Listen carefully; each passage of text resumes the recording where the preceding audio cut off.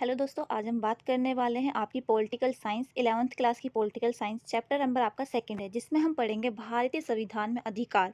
अधिकारों की आवश्यकता क्यों होती है या अधिकारों का महत्व क्यों जरूरी है संविधान में। ठीक है, तो सबसे पहले हम देखते हैं अधिकारों का क्या महत्व है, क्यों इम्पोर्टेंट है अधिकार हमारे लिए संविधान में। हमें अधिकारों की ज़रूरत क्यों होती है। मनुष्य को अपना विकास करने के लिए तथा समाज में एक गरिमापूर्ण जीवन जीने के लिए एक अधिकार की आवश्यकता होती है। यदि मनुष्य को अधिकार प्राप्त नहीं होंगे तो वह अपना विकास नहीं कर पाएगा। हकीकत है, अगर आपके जो अपने राइट्स हैं अगर वो आपके पास नहीं होंगे तो आप समाज में कैसे अपना जीवन बिता पाओगे, नहीं बिता पाओगे। जैसे कि आपके पास जीवन का अधिकार, हमारे पास जीवन का अधिकार है, अगर हमारे पास ये अधिकार नहीं होंगे तो कोई भी व्यक्ति हमें कभी भी मार सकता है, हमारे साथ कुछ भी कर सकता है। पर हमारे पास अधिकार है उस चीज़ के लिए लड़ने के लिए, तो अधिकार हमारे लिए बहुत ज़रूरी है। ठीक है, हमारे जीवन के लिए, हमारे जीवन के विकास के लिए, समाज के विकास के लिए और देश के विकास के लिए भी, और ज़रूरी है इसको बनाए रखना भी। जैसे कि हम उदाहरण से पढ़ लेते हैं, एक एग्जाम्पल के तौर पे 1982 की एक स्टोरी है ये। एशिया खेलों से पहले निर्माण कार्य के लिए सरकार ने कुछ ठेकेदारों की सेवाएं लीं। क्या बोला था उनको कि उनको क्या करना है, कुछ फ्लाईओवर, कुछ स्टेडियम वगैरह बनाने हैं। ठीक है, और उसमें उन्हें क्या करना है, जो सरकार थी देश के अलग अलग कोने से अलग अलग ठेकेदारों द्वारा कुछ मिस्त्री मजदूरों को लाया गया। ठीक है, स्टेडियम और क्या फ्लाईओवर बनाने के लिए। पर उनके साथ हुआ क्या, देखिए, काम तो उनसे पूरा करवाया गया पर उन्हें जो निर्धारित निर्धारित मजदूरी थी उनकी वो नहीं दी गई। तो ये क्या हुआ, उनके साथ गलत हुआ कि वो पूरा दिन काम कर रहे हैं पर जो उनका हक बनता है उतनी मजदूरी भी उन्हें नहीं दिया जा रहा। तो इसका मतलब क्या होता है, बेकार या बंधुआ मजदूर क्या हो गए, वो बंधुआ मजदूर हो गए कि उन्होंने दिन भर काम भी किया और जो निर्धारित जो जरूरी उनकी मजदूरी बनती है वो भी नहीं दी गई उन्हें। तो क्या हुआ, ये शोषण के विरुद्ध मौलिक अधिकार है हमारा ये। अगर ये शोषण हुआ एक तरह का, अगर कोई भी व्यक्ति आपके ऊपर इस तरह का शोषण करता है तो वो किस में आता है, शोषण के विरुद्ध मौलिक अधिकार, जिसके लिए आप अदालत में जाके इसके खिलाफ लड़ाई कर सकते हैं। ठीक है, मुकदमा जारी कर सकते हैं इन चीज़ों के लिए। दूसरी स्टोरी हमारी है मंचल लालू की। क्या हुआ था इस स्टोरी में, क्या है, एक आदमी होता है 23 साल का जिसके ऊपर एक आदमी को मारने का आरोप लगा होता है। पर क्या होता है, वो थोड़ा सा दिमाग से अपने कमज़ोर होता है। ठीक, उसको क्या करते हैं कि पुलिस की पहले उसे अदालत हॉस्पिटल भेजने के लिए बोलती है कि उन्हें पहले हॉस्पिटल में भेजा जाए, सफलतापूर्वक इनका इलाज किया जाए, उसके बाद इन पर जो है मुकदमा चलाया जाए। उन्हें अस्पताल में भर्ती भी कराया जाता है, उनका इलाज भी किया जाता है। ठीक है, और वो प्रॉपर तरीके से ठीक हो जाते हैं। तो डॉक्टर के द्वारा क्या होता है कि जो अधिकारी होते हैं उनको 2 बार सूचित किया जाता है कि जो लालू है, जो व्यक्ति है, वो पूरा मानसिक तौर पे स्वस्थ हो चुका है, उसके ऊपर मुकदमा चलाया जा सकता है। पर क्या होता है, कोई सुनवाई नहीं होती, कोई इस चीज़ पे गौर नहीं करता। ऐसे ही करते-करते क्या होता है, हिरासत में ही लालू का जो होते हैं जुलाई में 5 जुलाई जेल से छोड़ा जाता है। मतलब सोचिए वो कितने टाइम तक जेल में रहता है। उस टाइम उसकी आयु क्या हो जाती है, उसकी एज हो जाती है 77 वर्ष की। मतलब 54 साल तक वो जेल में था। ऐसा नहीं हो सकता कि इतनी लंबी उसको सज़ा मिली। हो सकता है उसका जुर्म थोड़ा-सा छोटा हो, बड़ा हो, उसके हिसाब से उसको सज़ा मिलनी चाहिए थी और समय पे। उसका पूरा जीवन खराब हो गया। इसका भी उसका पूरा जीवन खराब हो गया क्योंकि उसके मुकदमे की सुनवाई ही नहीं हुई। हमारा संविधान सभी नागरिक को जीवन और स्वतंत्रता का अधिकार देता है। उसे पूरा हक है कि अपने मुकदमे की जल्दी सुनवाई करवाना, निष्पक्ष अधिकार है उसका ये। उसके जुर्म के हिसाब से उसको सज़ा मिलनी चाहिए और समय पे मिलनी चाहिए। तो ये भी हमारा अधिकार है। भारतीय संविधान में मौलिक अधिकार।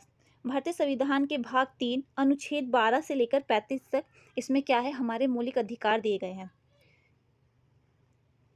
देखिए यहाँ पे जितने भी अधिकार हैं वो यहाँ पे सारे आपको शो हो जाएंगे। क्षमता का अधिकार, स्वतंत्रता का अधिकार, धार्मिक स्वतंत्रता का अधिकार, आप किसी भी धर्म को मान सकते हैं, पूजा कर सकते हैं, जो आपकी इच्छा है वो कर सकते हैं। शोषण के विरुद्ध अधिकार, संवैधानिक उपचारों का अधिकार, सारे अधिकार आपको प्राप्त हैं जो भी। ठीक है, देखिए मौलिक अधिकार, क्षमता का अधिकार कहाँ से कहाँ तक है, 14 से 18 तक में। और स्वतंत्रता का अधिकार 19 से 22 तक। शोषण के विरुद्ध अधिकार 23 से 24। और धार्मिक स्वतंत्रता का अधिकार 25 से 28। उसके बाद आता है आपका सांस्कृतिक और शिक्षा संबंधित अधिकार 29 से 30 तक।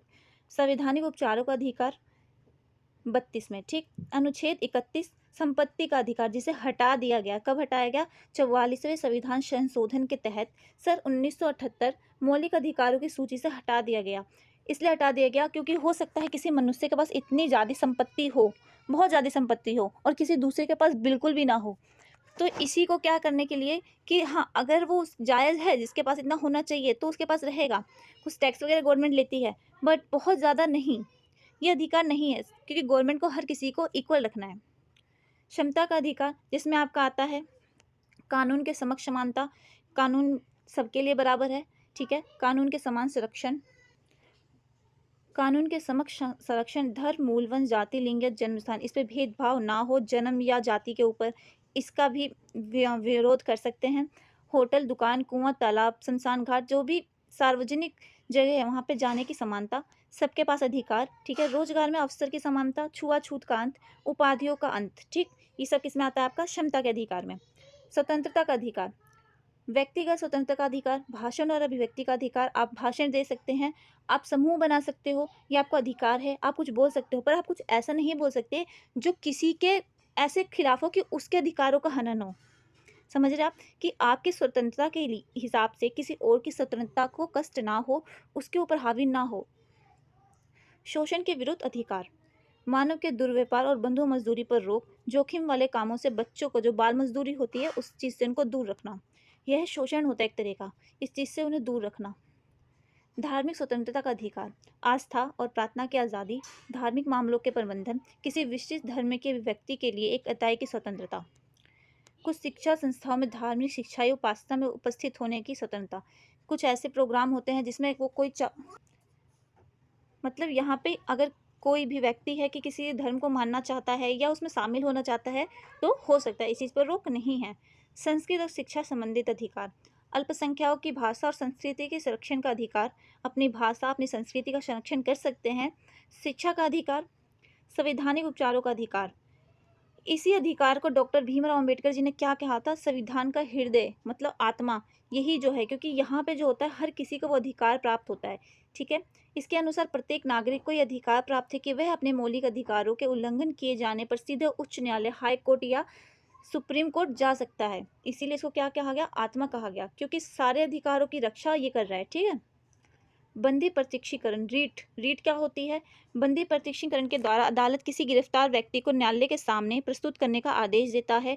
यदि गिरफ्तारी का तरीका या कारण गैर कानूनी असंतोषजनक हो तो क्या होता है कि जो कोर्ट होती है वो व्यक्ति को छोड़ भी सकती है, ठीक है। ये रीट होती है, एक तरह की स्पेशल रीट होती है। परामर्श, ये आदेश जारी किया जाता है कि जब न्यायालय को लगता है कि कोई सरकारी पदाधिकारी अपने कानून और संविधान दायित्व का पालन नहीं कर रहा है उसे और इससे किसी व्यक्ति का मौलिक अधिकार प्रभावित हो रहा है तो इस चीज़ पे वो रोक लगा सकते हैं। परीक्षा अधिकार, परीक्षा की होती है जब अदालत को लगे कि कोई व्यक्ति ऐसे पद पर नियुक्त हो गया है जिस पर उसका कोई कानूनी हक नहीं है, तब न्यायालय अधिकार परीक्षा आदेश द्वारा उसे उस पद से कार्य करने से रोक सकता है, मतलब हटा सकता है। उच्च प्रेक्षण रीट क्या होती है? इसमें क्या होता है, जब कोई अधिकारी या कुछ निचली अदालत ऐसी होती है जो उनके अंडर काम नहीं आता, जब या फिर ऐसा कोई फैसला होता है जो वो नहीं कर सकते, वो करते हैं तो न्यायपालिका या जो कुछ हस्ताक्षर कर देता है बाद में अधिकारों की रक्षा के लिए न्यायपालिका, या फिर कुछ ऐसे निर्माण बनाए जाते हैं कुछ कार्य जो उन चीज़ों को रोकता है, जैसे राष्ट्रीय अल्पसंख्यक आयोग हो गया, महिला आयोग हो गया, ठीक है। इन सब चीज़ों का निर्माण कौन करता है? फिर न्यायपालिका करती है। राज्य के नीति निर्देशक तत्व क्या होते हैं? राज्य के नीति निर्देशक तत्व संविधान के निर्माण के समय निर्माताओं द्वारा ये देखा गया कि स्वतंत्रता के जब उनको ऐसा लगा कि स्वतंत्रता के बाद भारत देश को अनेक चुनौतियों का सामना करना पड़ेगा, कि लोगों के साथ जो समन्वय का संबंध होता है, एक साथ परस्पर जो संबंध होता है, इक्वलिटी कैसे बनाई जाएगी, उस चीज़ के लिए कल्याण करने के लिए बहुत चुनौतियों का सामना करना पड़ेगा। कुछ नीतिगत निर्देश लागू करने पड़ेंगे, या फिर लेकिन इसके साथ ही वे नीतियों को वाली सरकार जो थी उन चीज़ों को मैनेज करने के लिए कुछ नीतियाँ बनाई तो गई, ठीक है, पर भारतीय संविधान में कुछ निर्देश तत्वों का समावेश तो किया गया, पर उसमें क्या था कि उन्हें लेकिन न्यायालय के माध्यम से लागू करने की व्यवस्था नहीं थी। जो सरकार चाहेगी कुछ नीति तभी लागू हो सकती है, आपका उस पर अधिकार नहीं होगा कि आप न्यायालय में जाकर उस चीज़ की मांग कर पाओ। इसका अर्थ ये हुआ कि सरकार किसी निर्देश को लागू करे या ना करे ये उनके ऊपर होगा। आप न्यायालय में जाकर उस चीज़ की मांग नहीं कर सकते या उसके ऊपर वाद विवाद नहीं कर सकते हो। वह लक्ष्य और उद्देश्य जो समाज की भलाई के लिए बने हैं उन्हें सरकार को क्या करना चाहिए? स्वीकार करना चाहिए। वो मौलिक अधिकार सरकार को देने चाहिए। वो नीतियाँ जिन्हें सरकार को स्वीकार करना चाहिए, जो नियम से जिस नियम कानून से समाज का देश का भला हो उन चीज़ों को लागू करना चाहिए। इस पे क्या होता है, उस पे कोई माँग नहीं की जा सकती, उस पे कोई आवाज़ नहीं उठाई जा सकती, ना वाद विवाद किया जा सकता है। बस सरकार के सामने बोला जा सकता है और इस सरकार का फैसला होता है कि उस चीज़ को लागू करना है या नहीं करना। जैसे हो गया शिक्षा का अधिकार, पूरे देश में पंचायती राज व्यवस्था लागू करना, रोजगार की गारंटी, मिड डे मील योजना, ये सारी ये क्या होती है, सरकार के अंडर होती है ये सब, ठीक है। नीति निर्देशक तत्व को मौलिक अधिकारों में संबंध, मौलिक अधिकार और नीति निर्देशक तत्व को एक दूसरे के पूरक के रूप में देखा जाता है।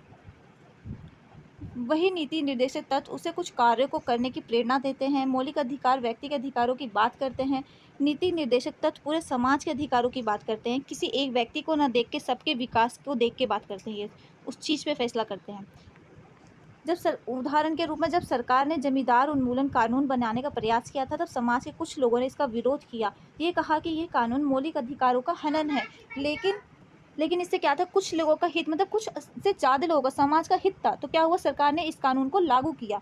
मतलब समाज की भलाई, देश की विकास और भलाई को देख के कानून बनाए जाते हैं, किसी एक व्यक्ति या दो व्यक्तियों के लिए नहीं। आज की वीडियो में इतना ही, मिलते हैं नेक्स्ट वीडियो में नेक्स्ट चैप्टर के साथ। बाकी अगर आपको कुछ और चैप्टर, कुछ और चीज़ें तो हम चाहिए तो आप हमें कमेंट बॉक्स में बताइए। नेक्स्ट वीडियो आपकी कौन से सब्जेक्ट एंड कौन से चैप्टर के लिए चाहिए, आप हमें कमेंट बॉक्स में बता सकते हैं। कोई डाउट हो तो कमेंट कर दीजिए हमें। बाकी चैनल को सब्सक्राइब करें एंड वीडियो को शेयर अपने फ्रेंडों तक जरूर करें एंड लाइक करें। Okay, thank you and all the best.